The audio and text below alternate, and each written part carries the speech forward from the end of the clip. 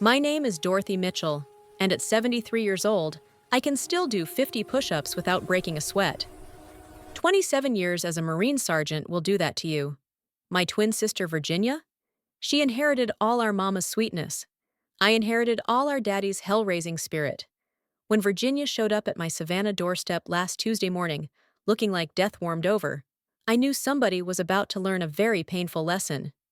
"Dottie," she whispered, using the nickname only she could get away with. "I need help." I pulled her inside my modest ranch house. That's when I saw them, the marks. Purple fingerprints circling her wrists like ugly bracelets. Belt welts across her back when I lifted her cardigan. A burn scar on her forearm shaped suspiciously like an iron. My blood went cold. The kind of cold that made insurgents in Fallujah wet themselves. "Virginia." My voice dropped to that tone my Marines knew meant someone was about to have a very bad day. "Who did this to you?" She collapsed into my leather recliner, the one I'd had since '98, and the story came tumbling out. After her husband Frank died 2 years ago from a heart attack, she'd moved into their son Rodney's big colonial house on Magnolia Street in Charleston. Him and his wife Bethany had promised to take care of her, promised she'd never want for anything. Instead, they'd turned her into their personal slave and punching bag. Bethany. That name alone made my jaw clench. Former University of South Carolina sorority queen who'd married Rodney for his daddy's construction business money. Bleached blonde hair, fake nails sharp as talons, and a voice that could strip paint off walls. "She takes my Social Security checks," Virginia sobbed. "Every month. Forges my signature. I haven't seen a penny in 2 years, Dottie. And when I asked her about it," her voice broke, "she pushed me down the stairs, broke my hip, told the hospital I was senile and clumsy." I felt something inside me snap. Not break, snap. Like a wire pulled too tight. "And Rodney?" I already knew the answer. "He looks away, says Bethany's just high-strung, and I need to try harder to get along with her." Virginia's hands trembled. "But the worst part, oh God, Dottie, the worst part, is Emma." Emma, their 8-year-old granddaughter. Virginia had helped raise that little girl. "Bethany makes Emma watch." Virginia's voice went hollow. "When she hits me, she makes Emma stand there and watch. She tells her, 'This is what happens to useless old women. This will be you someday if you don't obey.'" That did it. I stood up and walked to my hallway mirror. Looked at my reflection. Same silver-streaked brown hair as Virginia. Same green eyes, same wrinkles, same body type, though mine was harder, meaner from years of physical training. We were identical. Down to the scar on our left eyebrow from when we fell out of a tree at age 9. "Sister," I said, turning back to her. My voice was calm, terrifyingly calm. "You didn't come here for sympathy. You came here to switch places." Virginia's eyes went wide. "Dottie, I couldn't ask you to—" "You're not asking. I'm telling." I crossed my arms. "How long has it been since Bethany saw you?" 3 weeks. She locked me in the guest room for asking about my medication money. I climbed out the window Sunday night while they were at some country club event. Perfect. 3 weeks was plenty of time for Virginia to have a personality change. "Here's what's going to happen," I said, already planning. "You're staying here. My address, my phone, my life. You're Dorothy now." "But—" "No buts. You know why this'll work?" I moved closer to her. "Because you're not crazy, Virginia. You're just scared. And fear made you small." "Me? I haven't been scared since 1991, and I sure as hell ain't starting now." I grabbed her purse, pulled out her house keys. The key ring had a little photo of Emma. Blonde pigtails, gap-toothed smile. That little girl was watching her grandmother get beaten, learning that abuse was normal, not on my watch. "What are you going to do?" Virginia asked, fear and hope mixing in her voice. I smiled. The kind of smile that made my drill sergeants nervous. "I'm going to teach that family some manners. Marine style." We spent the next 2 hours practicing. I studied Virginia's timid walk, her soft voice, Her habit of apologizing for everything. It made me sick. My sister, my brilliant, kind, generous sister, had been beaten down into this trembling mouse. "One more thing," I said as I packed an overnight bag. "What does Bethany hate most?" Virginia thought for a moment. "Being embarrassed. She's obsessed with appearances, with what the neighbors think." "Perfect." I kissed my sister's forehead. "Don't answer the phone. Don't leave the house. Stay here, rest, and watch some of those cooking shows you love. I'll call you every night." "Dottie?" Virginia grabbed my hand. "Please be careful," I squeezed back. "Careful's for people who play fair. I'm about to play dirty." If you're loving this story of Dorothy showing Bethany what happens when you mess with the wrong twin, drop a like and comment below. Let me know where you're watching from. I love seeing how far these stories travel. And if you haven't subscribed yet, hit that button, because this is about to get wild. The drive to Charleston took 3 hours. 3 hours to plan. 3 hours for my anger to simmer into something cold and calculated. I pulled up to 1847 Magnolia Street at 4:47 p.m. The house was exactly as Virginia described, white colonial with black shutters, perfectly manicured lawn, Mercedes in the driveway. The kind of house that screamed, "We have money and we want you to know it." I grabbed my bag and Virginia's keys, walked up to that front door with her shuffle, her stoop, her defeated posture. It physically hurt to make myself small like this. The door was locked. I used the key. The inside was pristine. Hardwood floors so shiny you could eat off them. Crystal chandelier in the foyer. Fresh flowers on the hall table. The kind of house you see in Southern Living magazine. "Who's there?" A shrill voice came from the kitchen. "Rodney, is that you?" I didn't answer. Just walked toward the voice, shuffling like Virginia. Bethany appeared in the kitchen doorway. Lord have mercy, she was exactly as I'd imagined. 5'6" in her heels, fake blonde hair in a perfect blowout, yoga pants that probably cost more than my car payment, and a face full of Botox that made her look perpetually surprised. She saw me and her face twisted into disgust. "You!" She jabbed a manicured finger at me. "Where the hell have you been? I called the police. They've been looking everywhere for you, you senile old bat." I kept my head down, played Virginia. I got confused. I'm sorry." "Sorry?" Bethany laughed. It sounded like a hyena choking. "You've been gone for 3 weeks. Do you know how embarrassing this has been? The neighbors asking questions? The police coming to my door?" She stomped closer.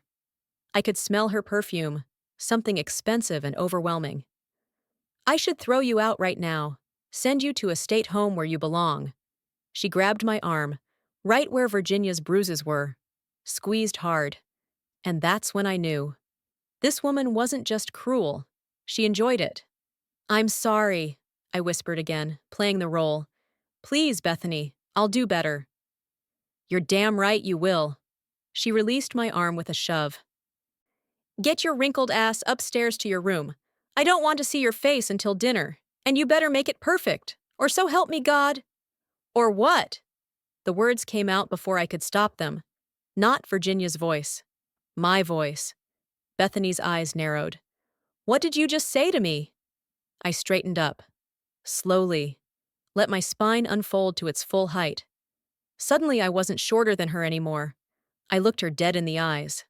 I said, "Or what?" Her face went white, then red.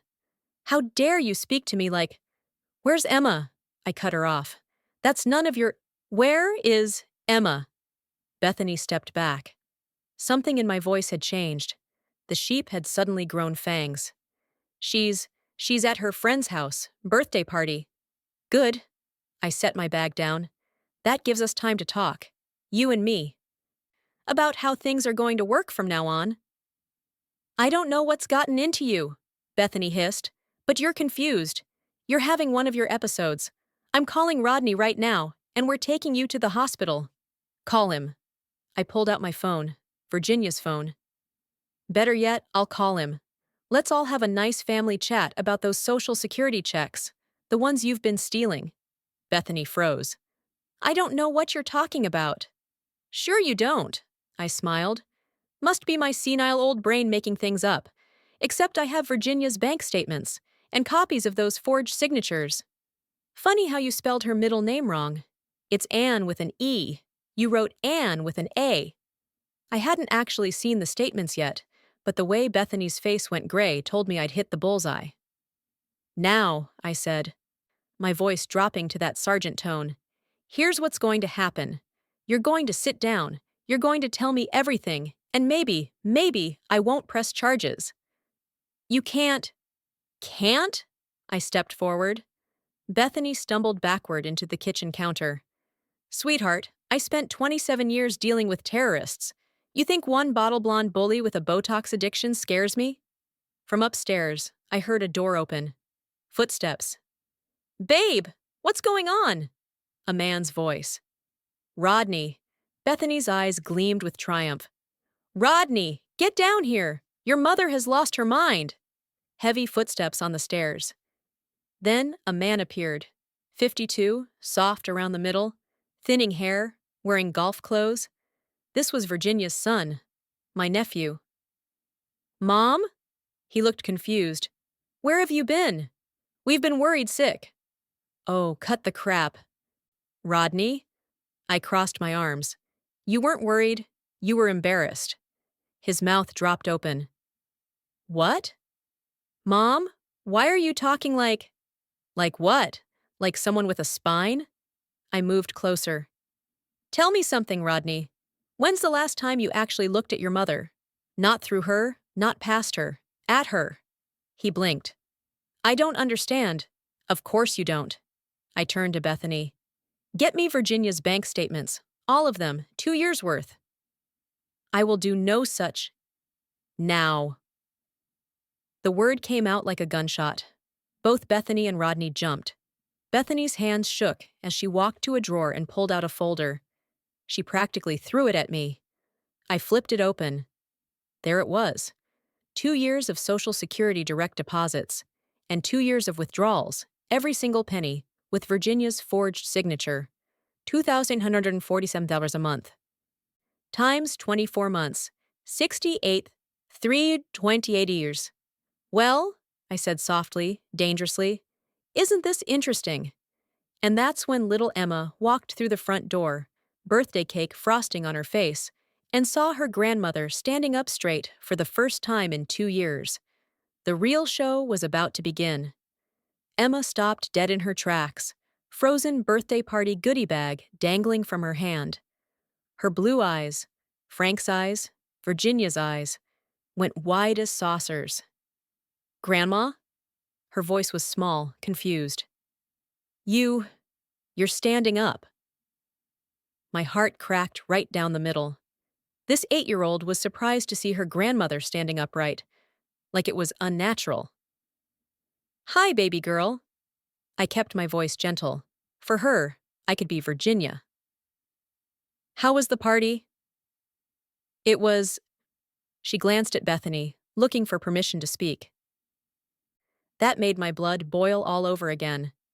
Emma, go to your room, Bethany snapped. The adults are talking. Actually, I said, Emma stays. She's part of this family too. She deserves to hear the truth. You don't make decisions in my house. Your house? I pulled out a piece of paper from the folder. According to this deed, this house is in Frank Mitchell's trust, split evenly between Rodney and his sister Patricia. Bethany Mitchell, your name appears exactly nowhere on this property. I'd done my homework during the drive. Virginia had given me access to everything. Bethany's face turned purple. How dare you? Sit down. I pointed at the kitchen chairs. All of you. Except you, Emma baby. You come stand with Grandma. Emma looked at her parents, then at me. Slowly, she walked over and slipped her small hand into mine. It was trembling. It's okay, I whispered. Grandma's got you. Rodney and Bethany sat. They had no choice. I was holding all the cards and they knew it. Now, I said, laying the bank statements on the table. Let's talk about theft. Specifically, the $68,328 you've stolen from me over the past 2 years. That's not theft, Bethany sputtered. You live here. That money goes toward your expenses. My expenses? I laughed. It wasn't a nice laugh. You mean the expired food you feed me? The guest room with no heat in winter? The clothes from Goodwill? The medications you forget to pick up? I pulled out my phone and opened Virginia's photos. She'd documented everything. I held the screen toward them. This is the dinner from last Thursday. A can of expired tuna and stale crackers. Swipe. This is the bruise from when you accidentally closed the car door on my hand. Swipe. This is the burn from when you told me to iron your dress and forgot to mention the iron was set to maximum heat. Emma gasped. Mommy, you said Grandma was clumsy. Hush, Emma! Bethany's voice was shrill. You don't understand. She understands perfectly. I knelt down to Emma's level. Sweetie, has Mommy ever made you watch when she was mean to Grandma? Emma's lip trembled. She nodded. And did Mommy say you'd end up like Grandma if you weren't good? Another nod. Tears started rolling down her cheeks. I stood up, and if Bethany had any survival instinct left, she would have seen the murder in my eyes. You used a child, I said quietly, to normalize abuse. I never— Shut up! The words cracked like a whip. You have terrorized Virginia's, life for 2 years. You've stolen her money, you've physically assaulted her, you've isolated her, and you've traumatized your own daughter in the process. Rodney finally found his voice. It was weak. Mom, maybe you're misremembering. Bethany can be high-strung, yes, but she wouldn't— Wouldn't what, Rodney? I turned on him. Wouldn't lie, wouldn't steal, wouldn't hit an elderly woman who couldn't fight back? I grabbed Virginia's phone again. Because I have voicemails, 17 of them. Virginia calling you, begging for help. You never called back, not once. His face went pale. I've been busy with work. Busy golfing, busy at the country club, busy pretending your mother doesn't exist unless it's time to trot her out for Sunday dinner and pretend you're a good son. The truth was landing like punches. Good. Here's what's going to happen, I said, my voice deadly calm. Tomorrow morning, we're going to the bank. Bethany's going to withdraw $68,328 from your joint account and transfer it back to Virginia's account. We don't have that kind of cash, Bethany started. Then sell your Mercedes. Sell your jewelry. Rob a damn lemonade stand. I don't care. You stole it. You're giving it back. And if we refuse? Bethany's eyes gleamed with malice. What are you going to do? Call the police? It's your word against ours. A senile old woman with memory problems versus a respected family in Charleston society? I smiled. It was not a nice smile. Oh, sweetheart. I'm not calling the police. I pulled out a different folder. I'm calling the IRS. The color drained from both their faces. You see, Virginia might be sweet, but she's not stupid. She kept records. Every withdrawal, every forged signature, every penny.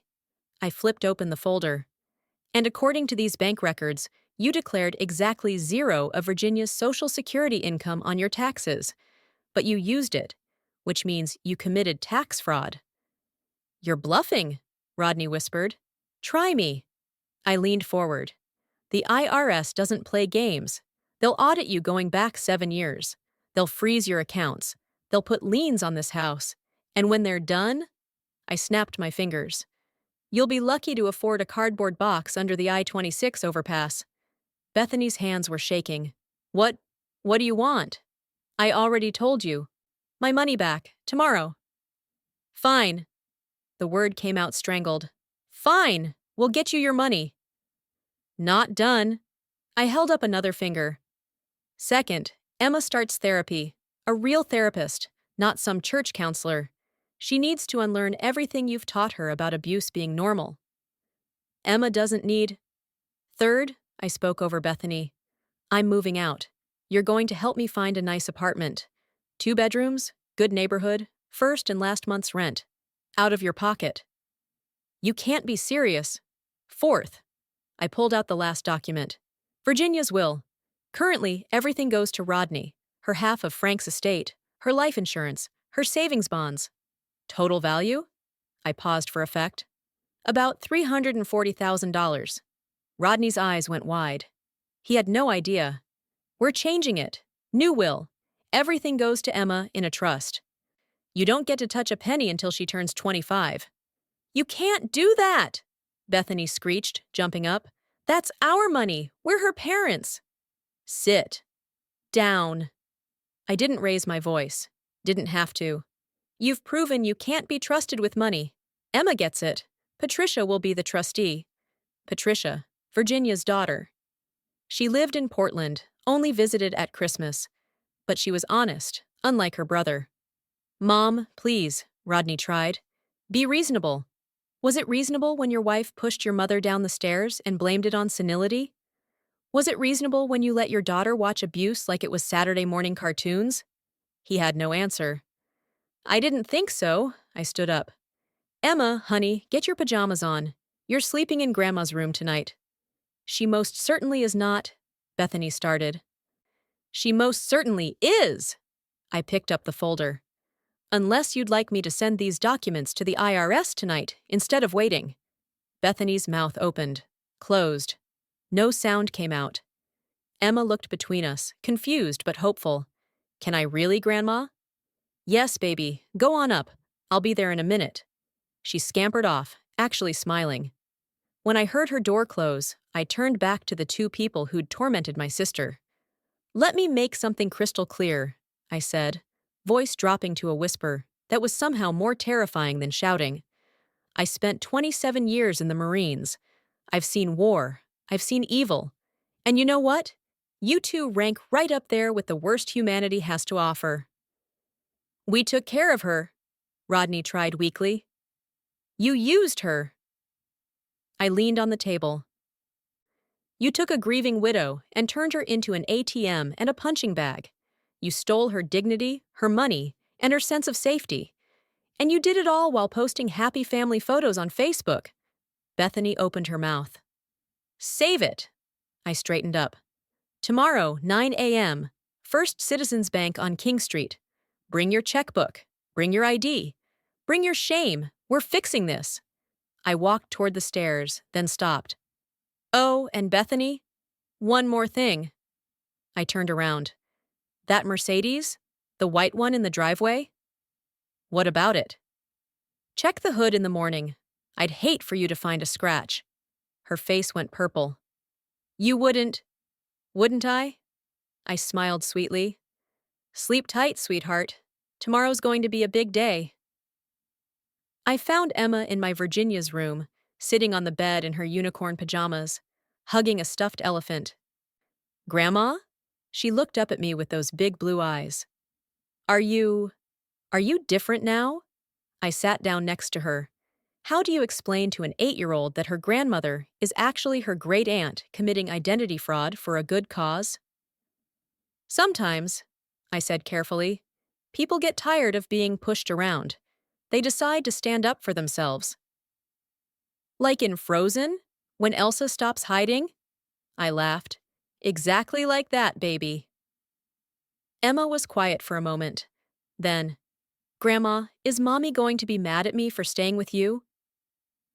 My heart broke all over again.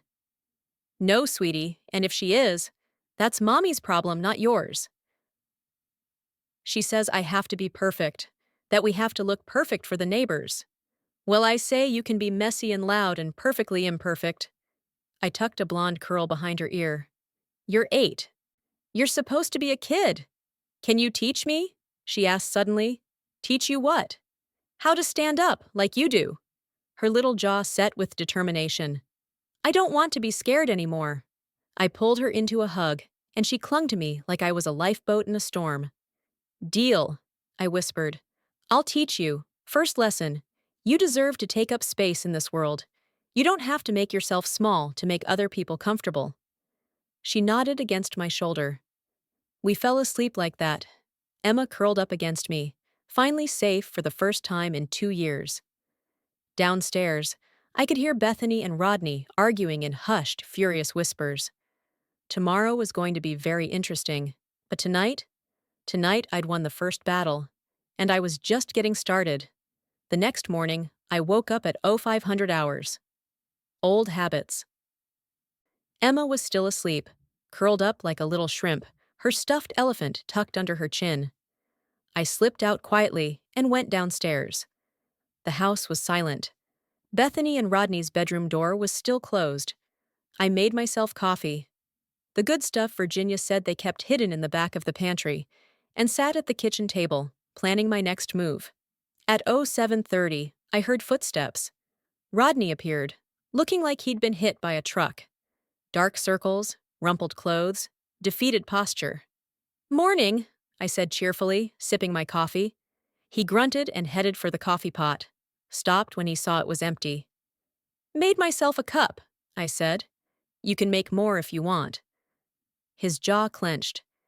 In this house, Virginia had always made the coffee, had breakfast ready by 7. The role reversal was already getting to him. "We need to talk," he said finally, sitting down across from me. "About?"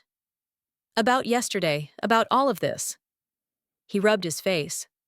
"Mom, I didn't know things were that bad. Bethany said you were happy here, that you liked having something to do." "Stop." I held up a hand. "Don't insult my intelligence. You knew.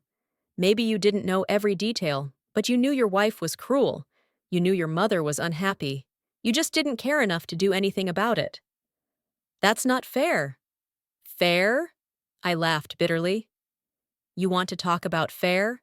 Let's talk about how your father worked himself to death building that construction company so you could have a better life.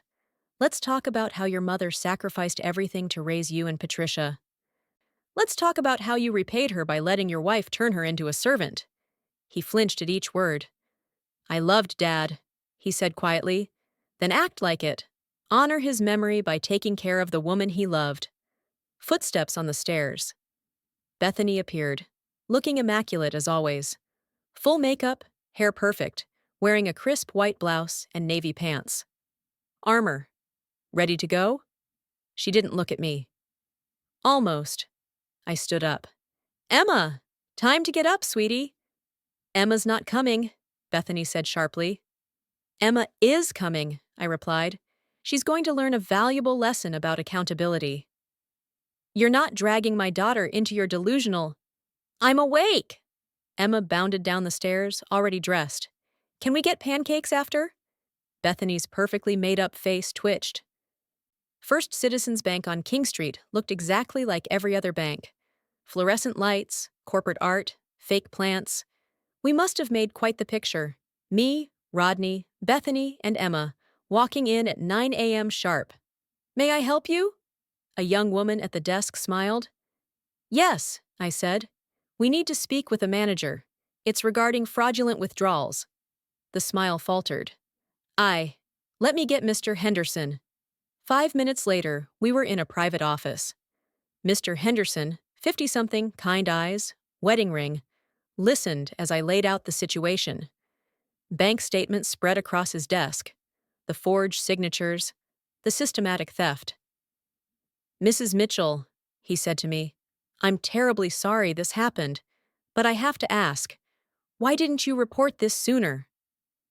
"Because I was scared." I let Virginia's fear show through. "My daughter-in-law told me if I caused trouble, she'd have me declared incompetent and put in a home." Mr. Henderson's eyes hardened. He'd seen this before. "And you want to reverse the transactions?" "No," I said. "I want restitution from the people who stole from me." I looked at Bethany. Her face was stone.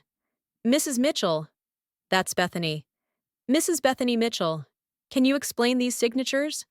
"Virginia asked me to handle her finances," Bethany said smoothly.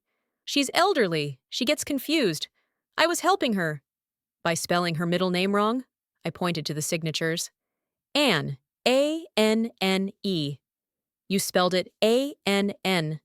Mr. Henderson examined the documents. His expression grew colder. "These are clearly forged," he said.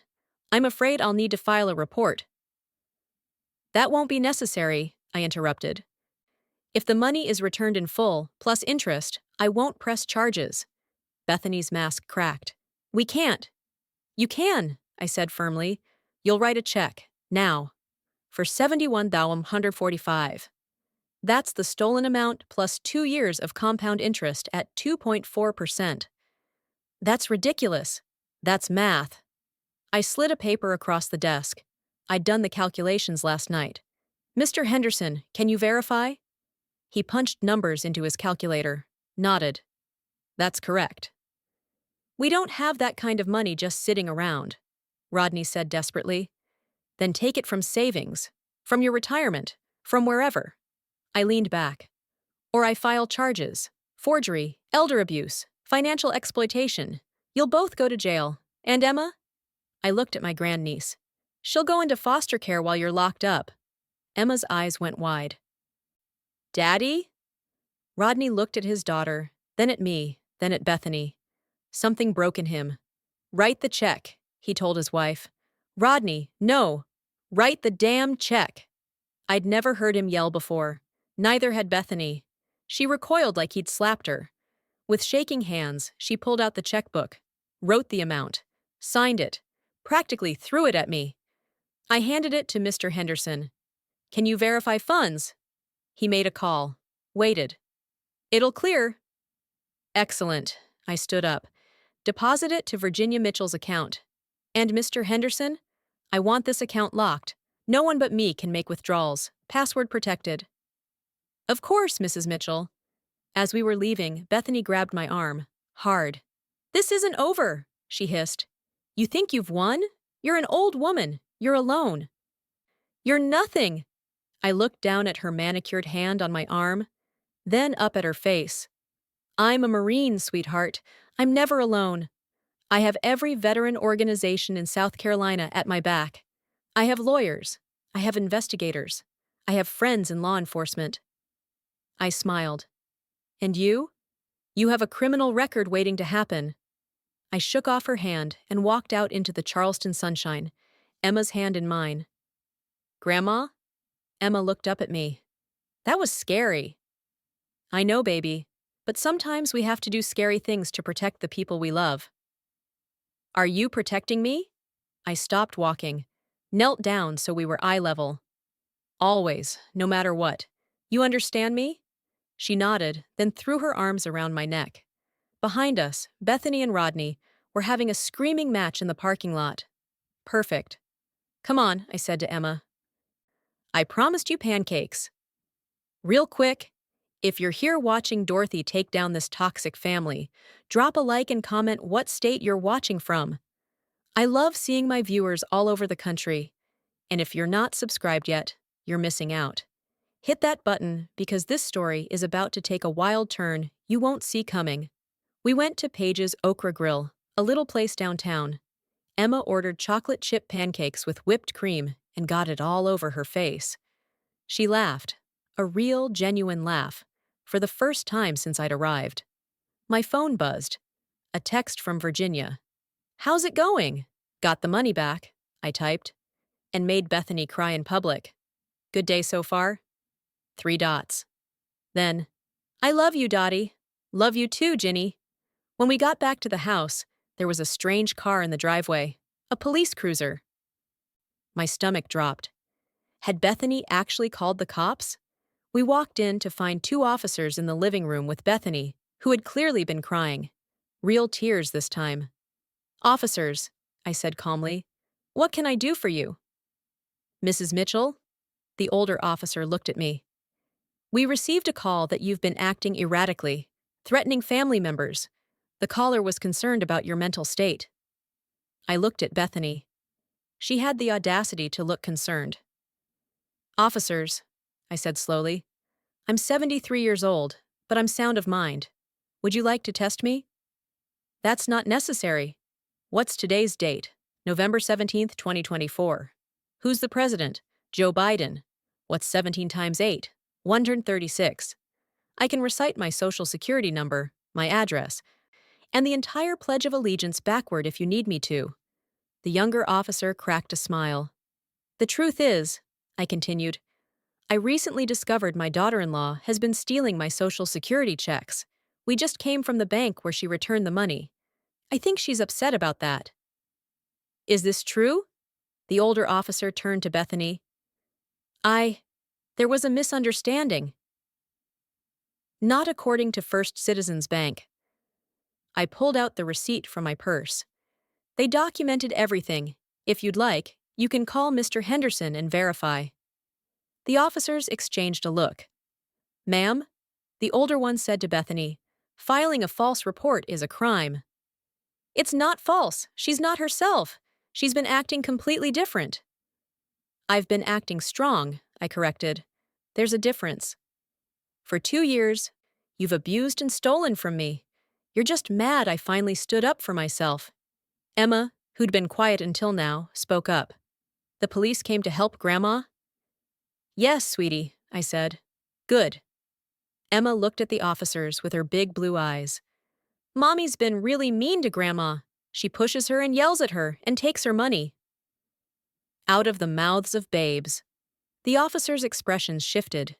You could see the pieces clicking into place. Mrs. Mitchell, the younger officer said to Bethany, we're going to need you to come down to the station and answer some questions. What? No, I have plans.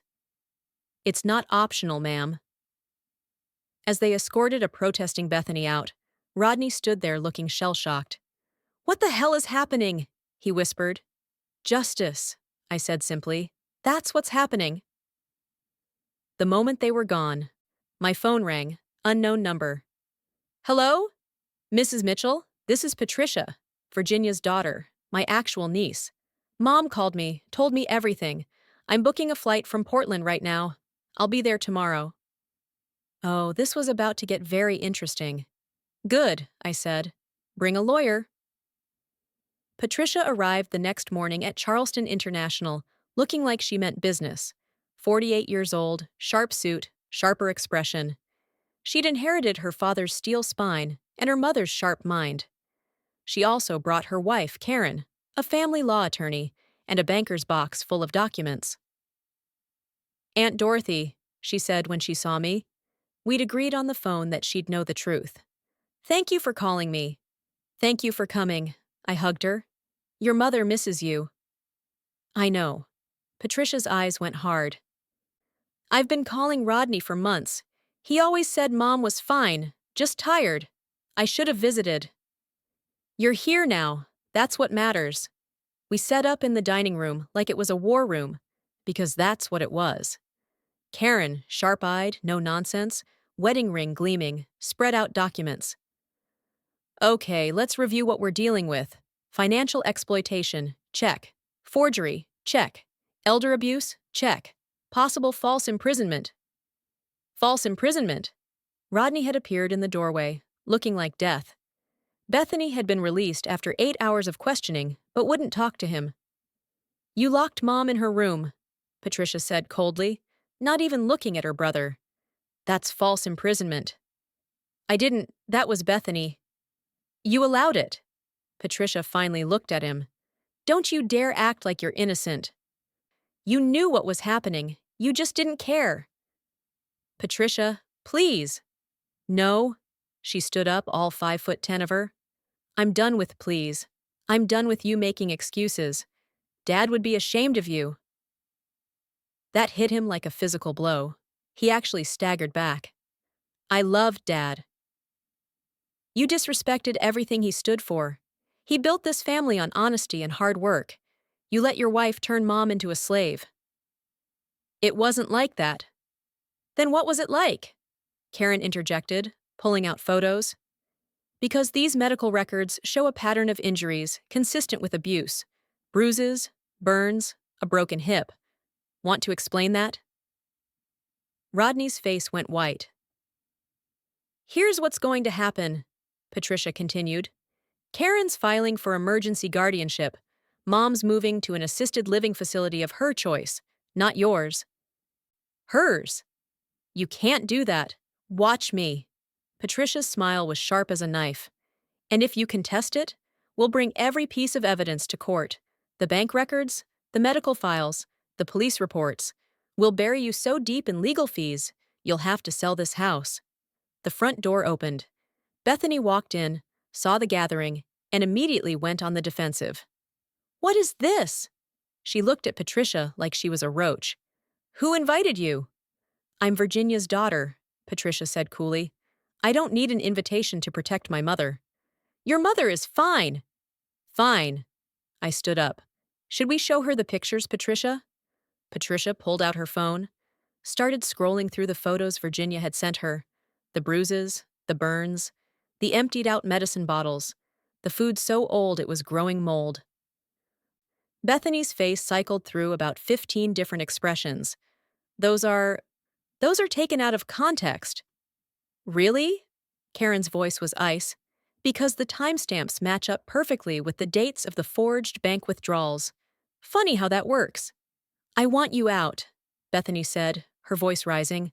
"All of you. This is my house." "It's not, though." I pulled out the deed. "This house belongs to Frank's estate, which means Virginia has just as much right to be here as Rodney does. More, actually, since you tried to kill her." "I never—" "The stairs. 2 years ago. You pushed her." "She fell." "The hospital report says otherwise." Karen flipped open a file. "Bruising pattern consistent with being pushed from behind. The doctor noted it, but Virginia was too scared to press charges." Bethany's mouth opened and closed like a fish. "But here's the interesting part," Karen continued. "I pulled your financial records. Public information, since Rodney's company is incorporated. You and Rodney are drowning in debt. Credit cards maxed out. Second mortgage on this house. Mercedes lease 6 months behind." Rodney's head snapped up. "How did you—" "I'm thorough." Karen's smile was predatory. "You've been living way beyond your means. Country club membership you can't afford. Designer clothes on credit. And Virginia's social security checks were the only thing keeping you afloat." "That's not—" Bethany started. "It is, though," Patricia interrupted. "You're broke. You're in debt up to your fake eyelashes. And when Virginia dies, her share of Dad's estate would have cleared all your debts. That's what this was really about." The silence was deafening. "You were waiting for her to die," I said slowly, the realization dawning. "You weren't just stealing from her.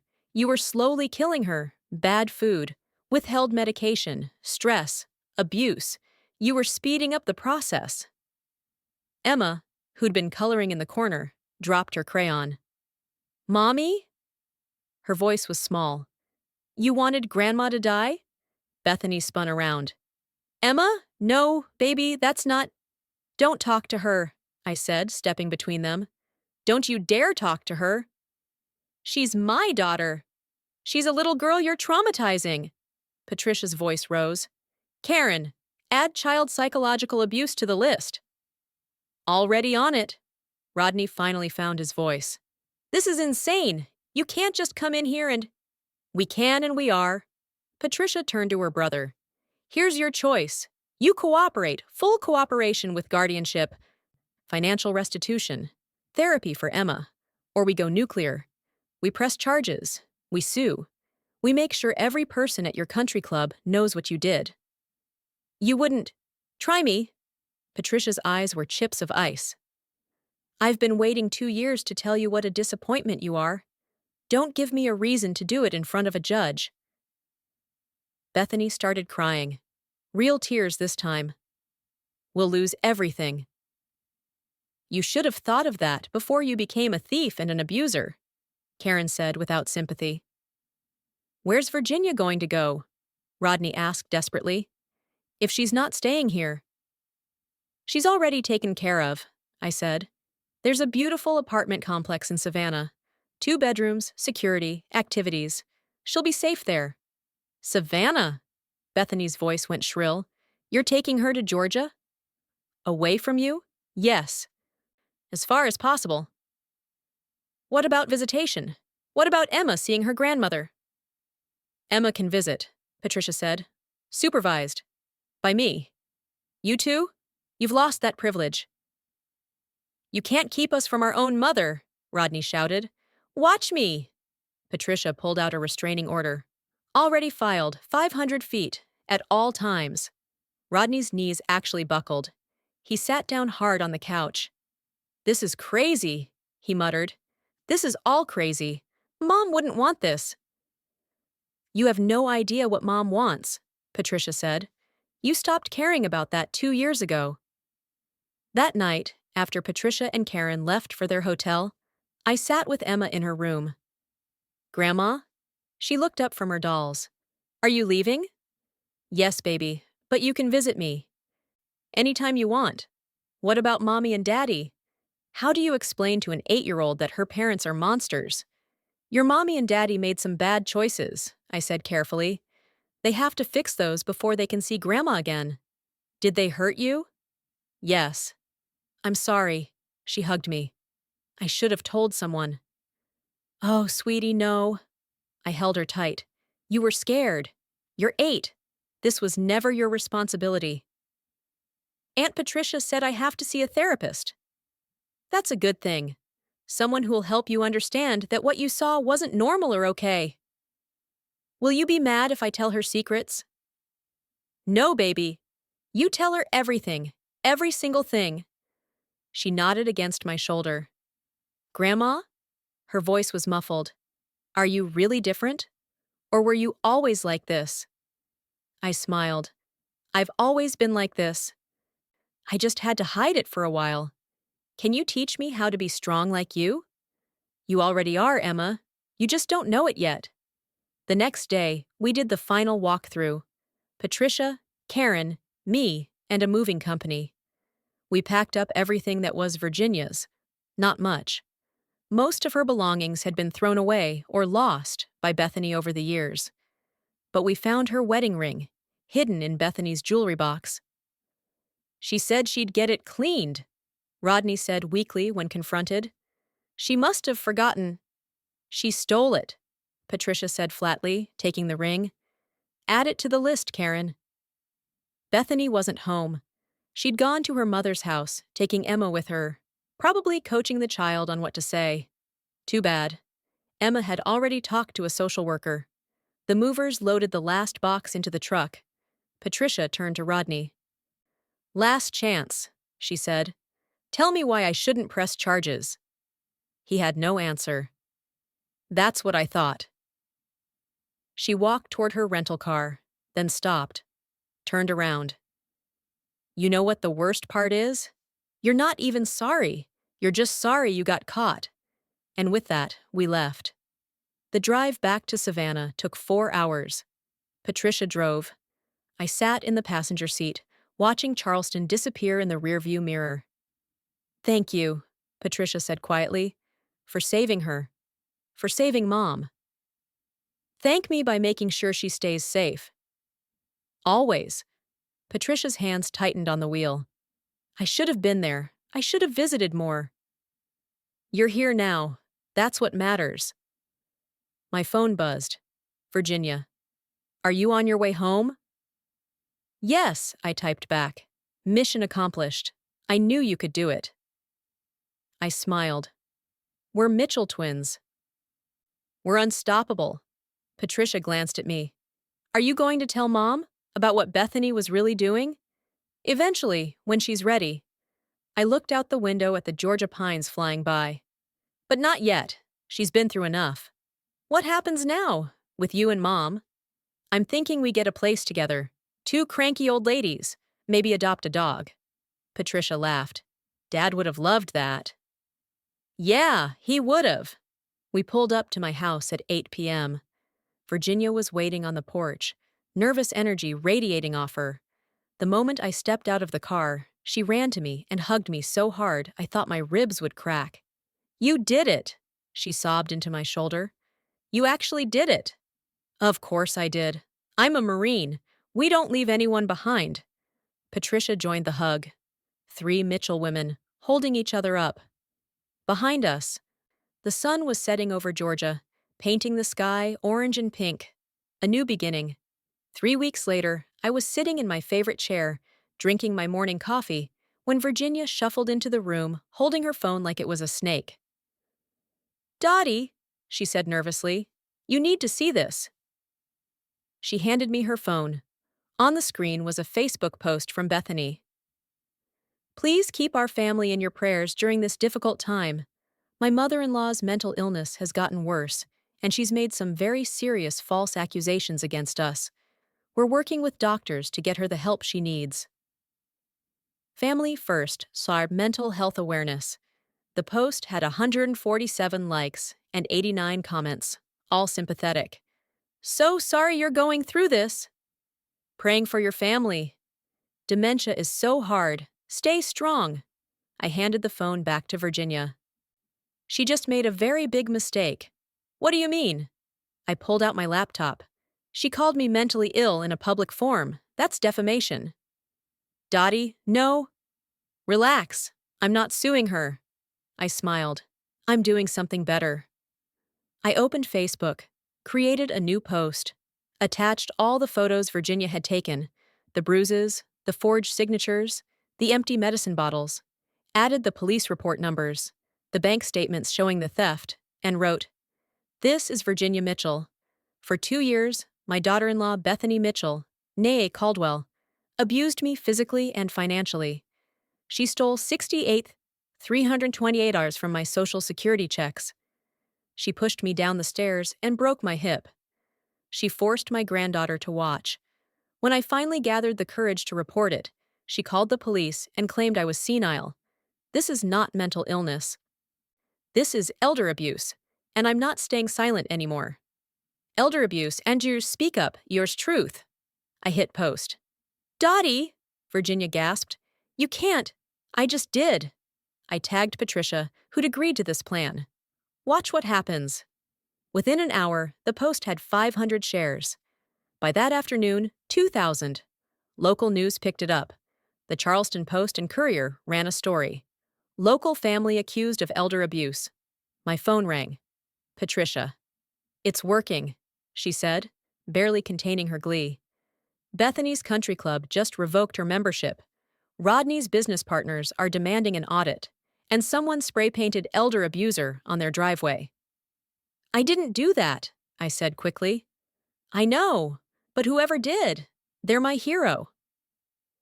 The real satisfaction came 2 days later. Bethany called Virginia.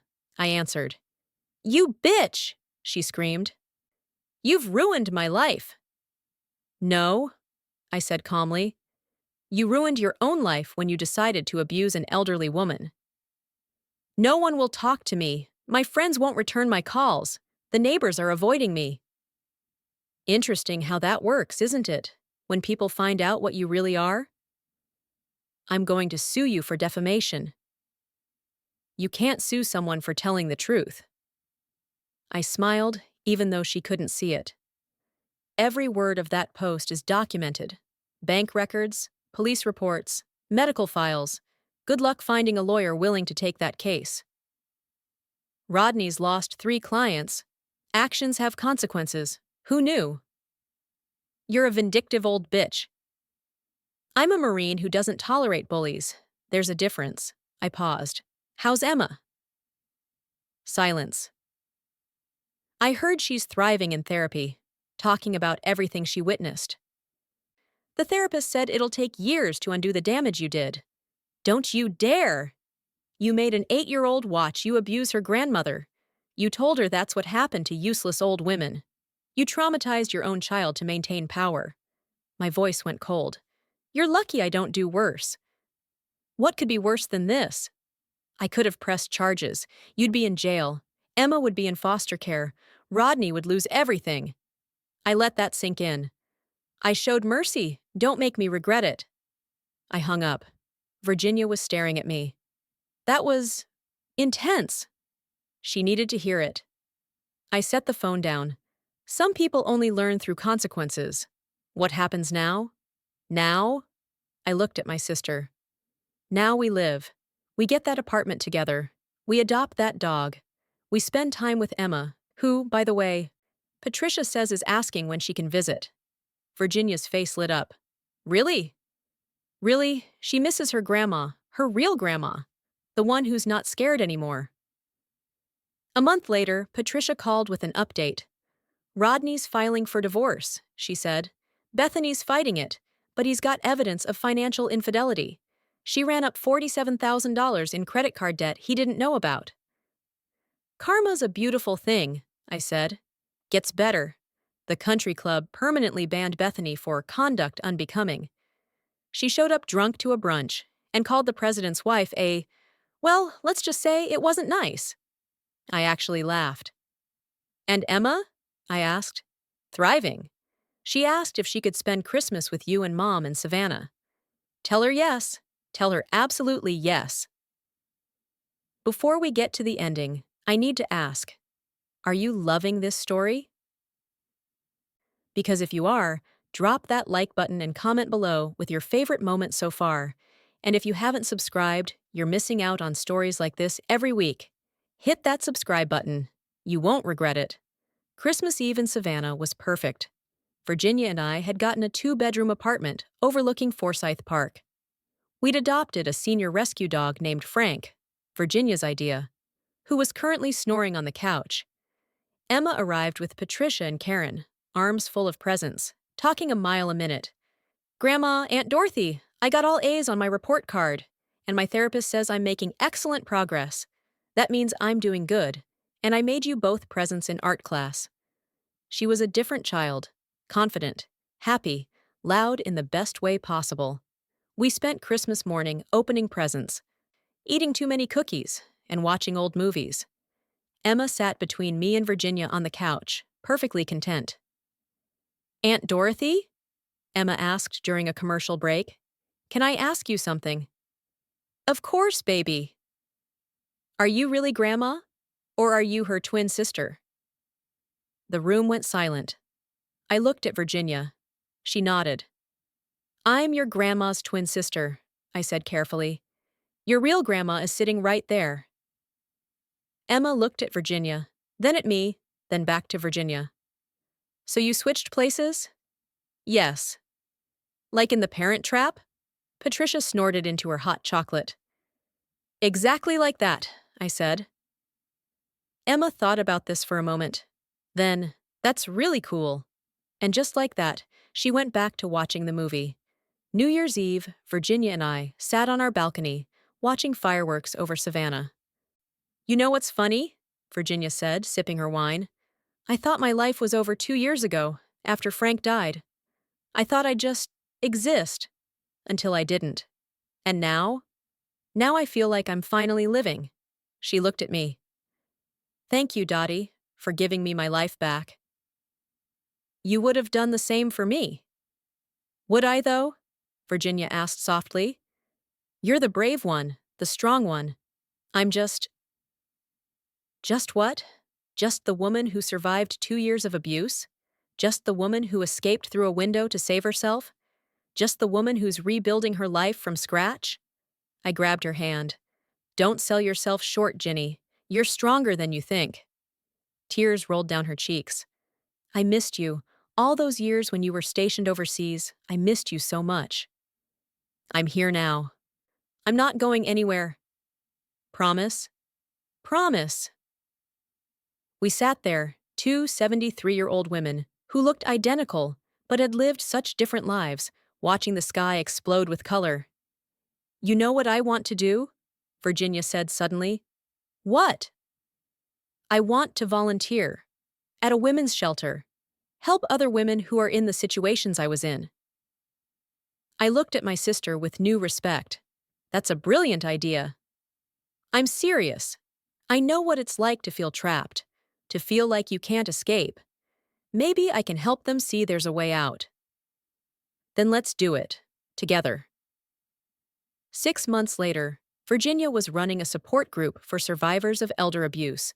She spoke at community centers. She testified before the South Carolina legislature about the need for stronger elder protection laws.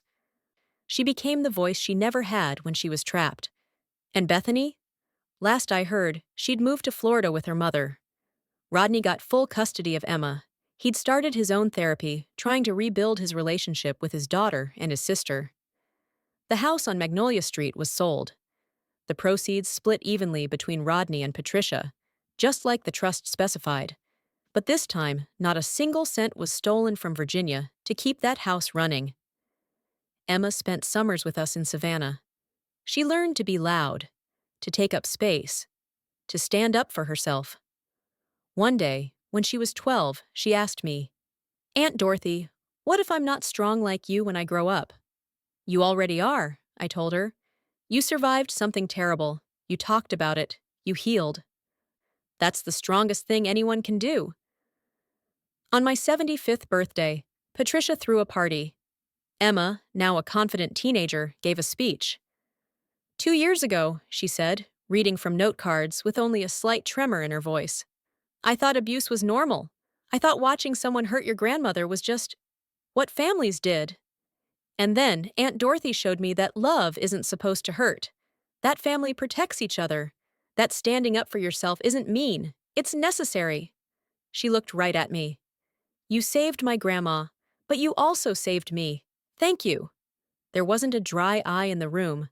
Virginia passed away 3 years later, peacefully, in her sleep. She was 78. At her funeral, over 200 people showed up. Women she'd helped, families she'd counseled, legislators she'd influenced. Bethany didn't attend.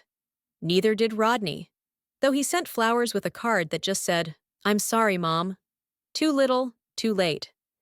But Emma gave the eulogy, and it was beautiful.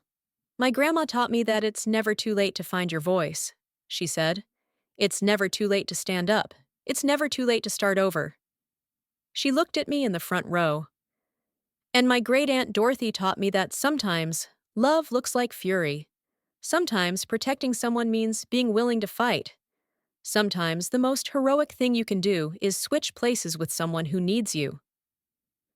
I'm 80 now, still doing my 50 push-ups every morning, still volunteering at the women's shelter, still telling Virginia's story to anyone who'll listen. Emma's in medical school. She wants to be a geriatric specialist.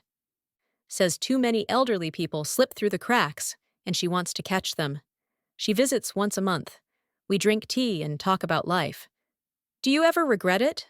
she asked me last visit. "Pretending to be grandma? Getting involved in all that drama?" I thought about it, really thought about it. "No," I said finally. "I'd do it again in a heartbeat, because that's what family does. Real family. We show up, we fight, we protect." "Even when it's hard?" "Especially when it's hard." Emma smiled. "Then I guess I'm going to be just like you when I grow up." "Good," I said. "The world needs more women who refuse to be small." So that's my story. The story of how two 73-year-old twin sisters pulled off a switch and took down an abusive family from the inside. People ask me if I was scared, if I worried about getting caught, if I felt guilty for lying, and my answer is always the same: I'm a Marine. I swore an oath to protect against all enemies, foreign and domestic. Bethany and Rodney? They were domestic enemies. Enemies of my sister. Enemies of my grandniece. And I don't leave anyone behind. Here's what I learned. Abuse thrives in silence. It grows in the dark. The moment you shine a light on it, the moment you name it, it loses its power. Virginia spent 2 years in hell because she was too scared to speak up, not because she was weak, because she'd been systematically broken down until she believed she deserved it. But she found her voice, and she used it to help hundreds of other women find theirs. So here's my message to anyone watching this who feels trapped. You're stronger than you think. You deserve better. And there are people who will fight for you, sometimes literally, if you just ask for help. Don't wait for permission to save yourself. Don't wait for things to get better on their own. Stand up, speak up, and if you need to, pull a twin switch and show those abusers what karma looks like. Because justice is best served by a 73-year-old Marine with nothing to lose and everything to fight for. If this story resonated with you, if you've been through something similar, or if you know someone who has, drop a comment below. Share your story. You never know who might need to hear it. And please, please hit that subscribe button and ring the bell. These stories matter. Your story matters. And together, we can make sure no one suffers in silence ever again. Thank you for listening. And remember, you're never too old, too small, or too powerless to flip the table on someone who underestimates you. Now get out there and live like Dorothy Mitchell would want you to, loud, proud, and taking no crap from anyone.